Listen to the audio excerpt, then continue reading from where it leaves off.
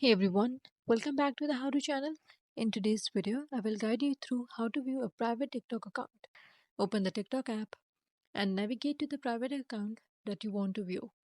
Now copy the username of this account as this will be important later on, and also take the screenshot of that private account's profile page. This includes the profile picture and bio. Now with the username and screenshot is ready, let's move on the next step. Now close the TikTok app and open a browser like Google Chrome or Safari and search for TikTok Help Center and then click on the first result and you will land on screen like this. Here in the search bar, search for hack and then hit the search button. Now scroll down and select report a problem. Now what you have to do is tap the feedback icon and write the following message.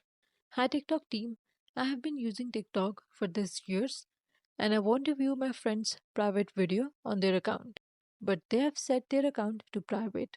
Their username is this, so please help me to access their account.